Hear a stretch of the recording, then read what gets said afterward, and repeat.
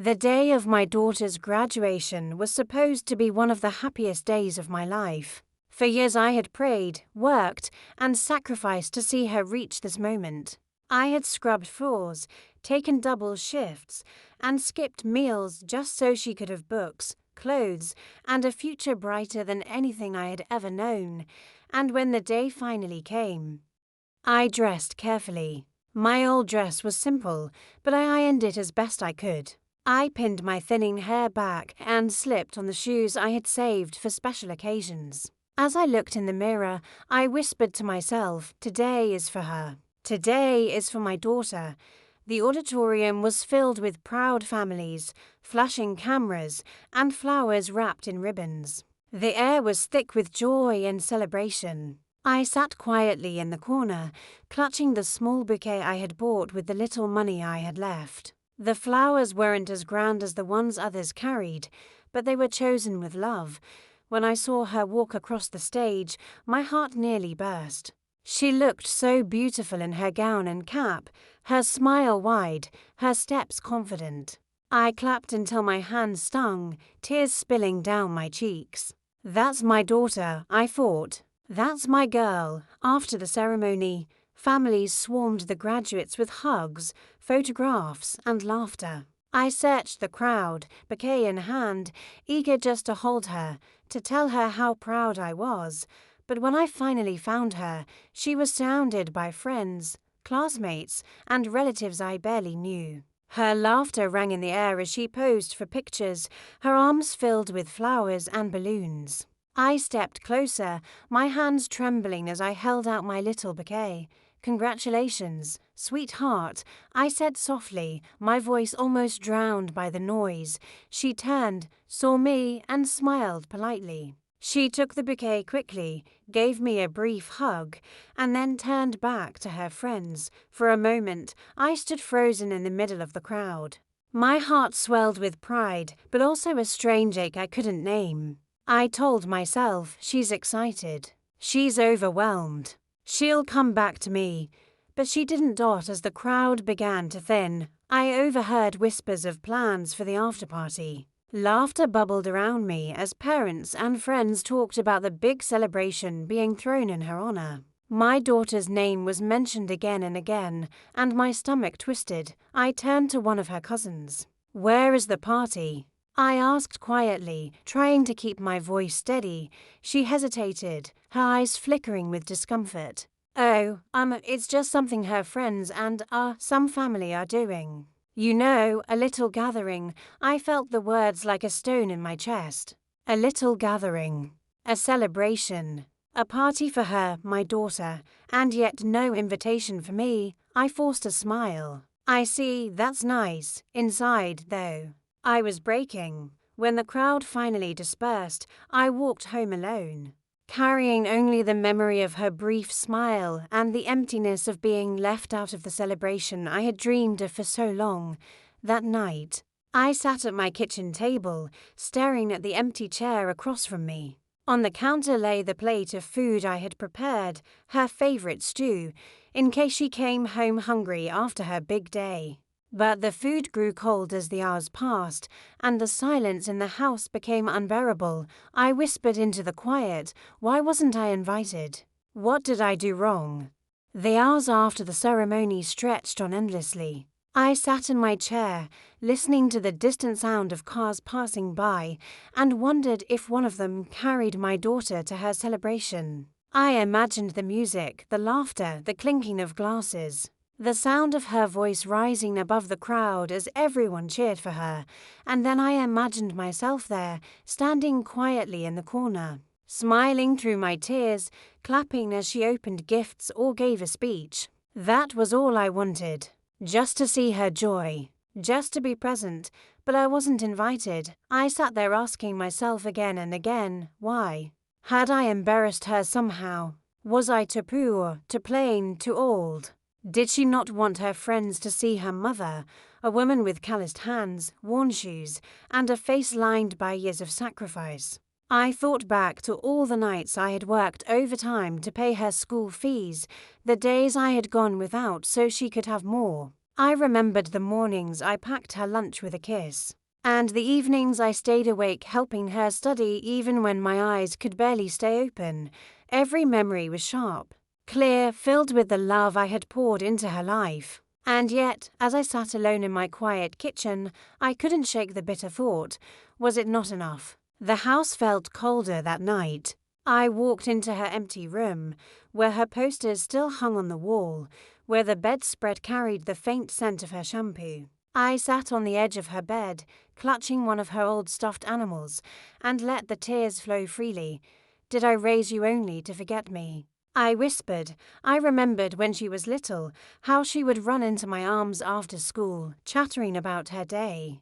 I remembered her first school play, how she had looked out into the audience until she found my face, and how her smile had grown brighter just knowing I was there, back then. My presence was her comfort, my approval was her joy, but somewhere along the way, things had changed. She grew, she made new friends, she built her own world, a world where, it seemed, I no longer belonged. Still, the ache inside me wasn't just about the party. It was about what the party symbolized, that she wanted to celebrate her success without me. That perhaps she wanted to keep her new life separate from the woman who had carried her through the old one. The clock ticked past midnight. Still no phone call, no message, no knock on the door. Just silence. I walked back to the kitchen, looked at the cold stew on the counter, and finally covered it with foil. My hands shook as I whispered, "Happy graduation, my love." I went to bed that night, but sleep did not come easily. My mind kept circling the same thoughts, my heart torn between pride and pain. Pride for the young woman she had become, pain for the distance she had placed between us. And beneath it all was the gnawing question, why wasn't I enough to be included? The next morning, I woke with swollen eyes and a heaviness in my chest. The sun streamed through the curtains, but it brought no warmth. I moved slowly through the house, tidying the kitchen, folding laundry, the motions of routine when the heart has no strength. Then, sometime in the afternoon, I heard the front door open. My daughter's voice called out, bright and casual, "Mama." "I'm home." I froze for a moment, torn between rushing to her and hiding from her. Finally, I stepped into the hallway. There she was, still in her graduation gown, holding balloons and gift bags, her hair slightly undone from the night before. She smiled when she saw me. "Hi, Mama." I tried to smile back, but it trembled. "Hello, sweetheart. Did you have fun last night?" Her eyes darted away. For a split second, guilt flickered across her face, but she quickly masked it. "Yes, it was great. Everyone came. It was such a good night." I swallowed hard. My hands tightened around the dish towel I was holding. "Everyone?" I asked softly. She hesitated. "Well, most people." The words cut deep.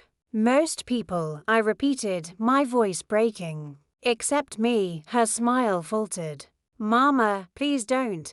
But the dam inside me had already broken. Years of sacrifice, of silent endurance, of love given without hesitation, rose up in my chest. "I sat alone last night," I said, tears filling my eyes. "I cooked your favorite meal. I waited, hoping you would come home, or call, or even send me a message. But nothing. I wasn't invited. I wasn't wanted. Do you know what that feels like? To watch the world celebrate your child while you sit alone in silence?" Her face softened. She stepped closer. "Mama, it wasn't like that. Then what was it like?" I cried. "Tell me why you didn't want me there. Was I too old? Too poor? Too simple? Was I not good enough to stand beside you?"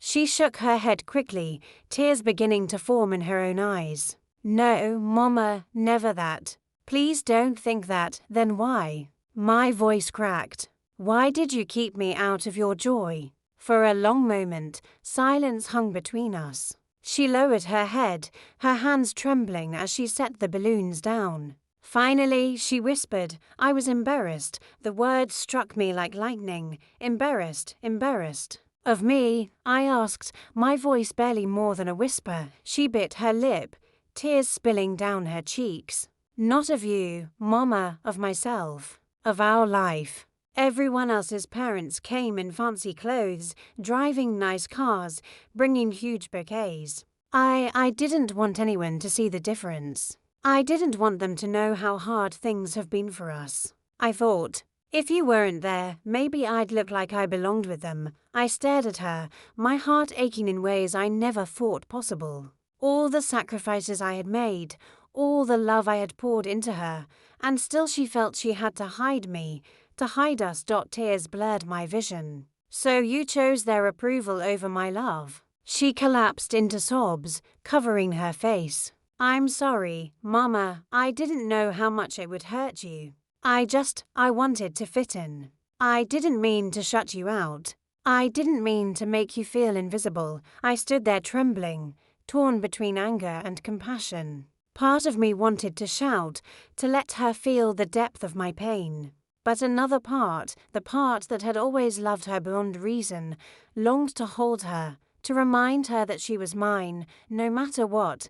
Finally, I reached out and touched her shoulder. My child, I said softly, though my tears still fell, you never needed to hide me. You never needed to hide where you came from. Everything I did for you. Every scar on my hands, every sleepless night, every sacrifice, it was all out of love. You are my pride, not my shame. And I thought I was yours too.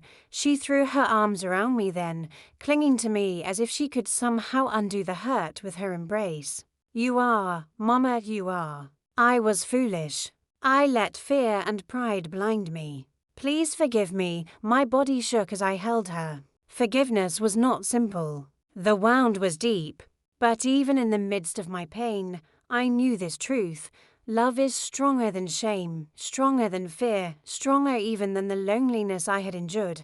I whispered into her hair, I forgive you. But never forget this night, my daughter. Never forget what it feels like to leave someone out of your joy. Never let shame steal the people who love you most. The days that followed our confrontation were quiet but heavy. My daughter moved through the house with gentler steps, her eyes often lowered, as though she carried the weight of her own guilt wherever she went. I did not press her. The truth had already been spoken, and truths, once revealed, cannot be shoved back into silence. I busied myself with simple chores, sweeping the porch, tending to the small garden, washing the same dishes we used every day. Life has a way of demanding routine even when the heart is bruised. Yet beneath the motions, my spirit carried a mixture of sorrow and fragile hope. One evening, as the sun dipped low and painted the sky in hues of gold and rose, my daughter came to sit beside me on the porch. She sat quietly at first, her hands folded in her lap. Finally, she whispered, Mama, can I ask you something? I looked at her tired face, the way her eyes shimmered with unshed tears, and nodded. Always, she hesitated.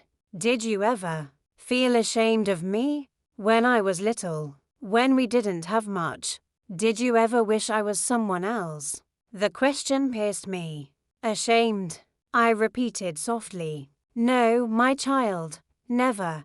How could I be ashamed of the greatest blessing God ever gave me? I may not have given you riches, but I gave you everything I had. And in you, I always saw beauty, strength, and promise. Even on the hardest days, I thanked heaven for you. Her lips trembled. She leaned against me, resting her head on my shoulder like she had when she was a little girl. I don't know why I didn't see it that way. I thought, if people saw how different our life was, they'd look down on me. I didn't want to be pitied. I didn't want to be the girl with the mother who worked too hard and had too little. I stroked her hair gently. People will always find reasons to look down on others. Some will mock, some will pity, some will gossip. But the only shame is in forgetting where you came from and forgetting the hands that carried you there. She began to cry softly. I forgot, Mama, I forgot how much you carried me. I was so caught up in trying to prove myself that I pushed away the one person who never needed proof. Her words broke me open, but in the breaking came a strange healing.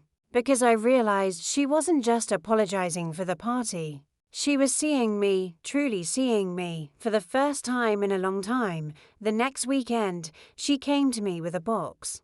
Inside were photographs from her childhood, school plays, birthdays, holidays where the cake leaned sideways, but the smiles were bright. She had gathered them carefully, slipping each into a new album. On the front, she had written, "For the woman who made me who I am." She placed it in my lap, her hand shaking. "Mama, I can't change the fact that I didn't invite you. I can't undo the hurt I caused. But I want to start again. I want to celebrate with you, in my own way." I opened the album, and with each page, tears spilled freely. There was my little girl in her first dress, missing a front tooth. There she was at 13, scowling at the camera but secretly smiling at the edges. There she was at 16, holding her first award. And there I was in the corner, clapping until my hands hurt. Each picture was proof of the years. Proof of my love, proof that though she had tried to erase me for a night, I could never truly be erased. I looked at her through my tears. This is the greatest celebration I could ever have. Because it's not about parties or gifts. It's about remembering. And you remembered. That night, we cooked together in the kitchen. Not fancy food, not catered meals. Just my old recipes, the ones she grew up on, stew, cornbread. And the small cake we always shared on special occasions. We ate at the same table that had carried our family through lean years. Laughing softly, crying sometimes, speaking truths that had been left unspoken for too long.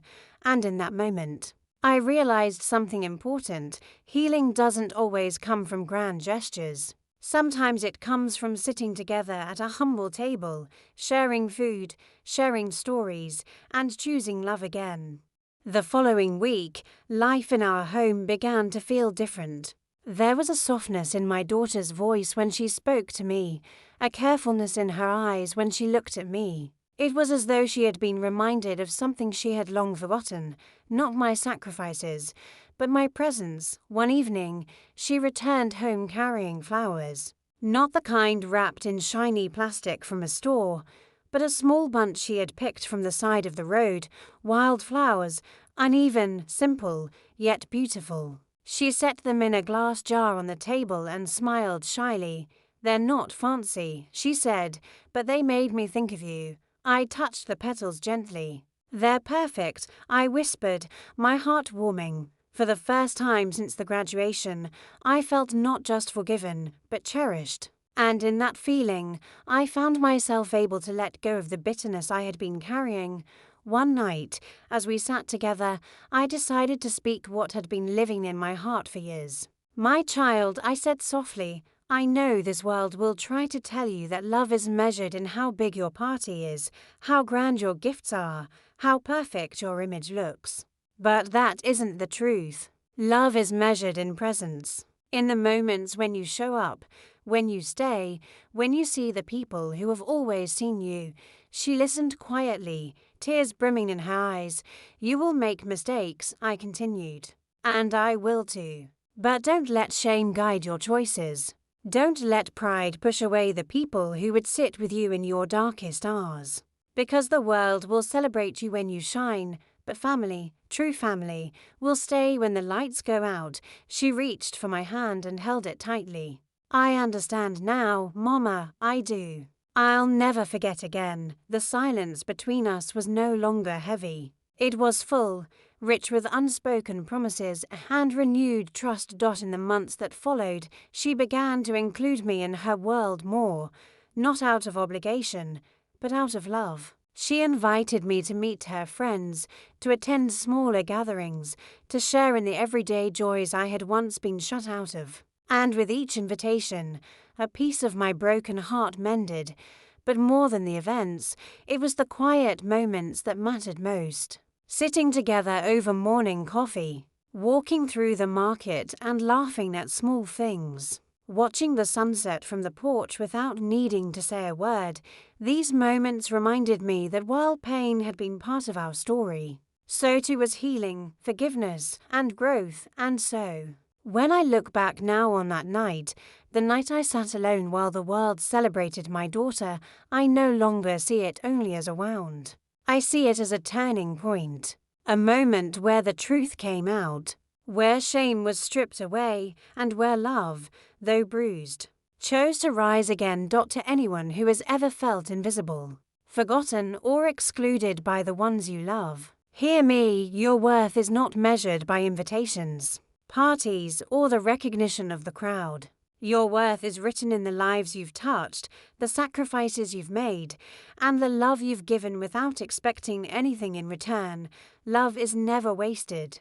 Even when it seems ignored, even when it feels forgotten, love has a way of finding its way back, often when you least expect it. As for me, I will always carry both the pain and the beauty of that night, because in the end, they taught me the same lesson. Love is not perfect, but it is powerful. Love can be pushed aside, but it cannot be erased. Love can be silenced, but it cannot be killed. And when given the choice, to cling to bitterness or to embrace forgiveness, I chose love, because love is what makes a mother, and love is what brings a child home again.